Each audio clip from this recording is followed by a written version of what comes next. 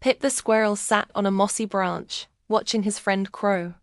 Crow was shouting at the top of his lungs, trying to order the forest birds to build their nests in a specific pattern. The wind began to howl, and a sudden downpour soaked the forest floor. "Why do you scream so much, Crow?" Pip asked, shaking water from his tail. "I must make them hear me." Crow yelled over the thunder. "If I stop, the order will fail. I must be loud to be effective." Pip looked at the swaying trees. "Even this storm will tire itself out," he said quietly. "Do you think you can outlast the sky?" Crow scoffed. "What does the sky have to do with my leadership? The wind cannot blow the whole morning, and this rain will not fall all day," Pip explained.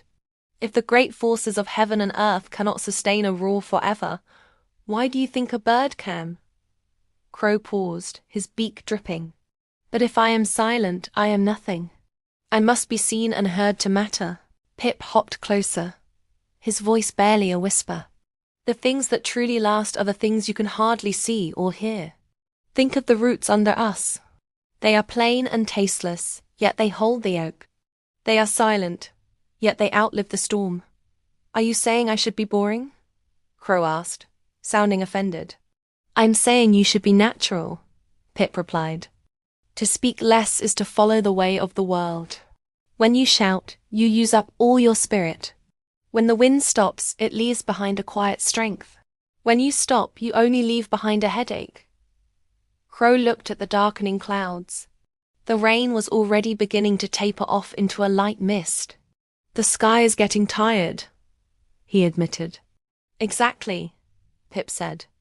"If heaven and earth cannot make a storm last forever, how could a small creature like a man or a squirrel or a crow keep up such a fuss? The most powerful things are often the most subtle." Crow sat in silence for a long moment. The forest became still. "It is Laozi's wisdom that wind cannot blow the whole morning, nor can it rain the whole day. Heaven and earth cannot make things last long. How could man?" The fable is based on chapter 23 of the ancient old master, Laozi's Tao Te Ching.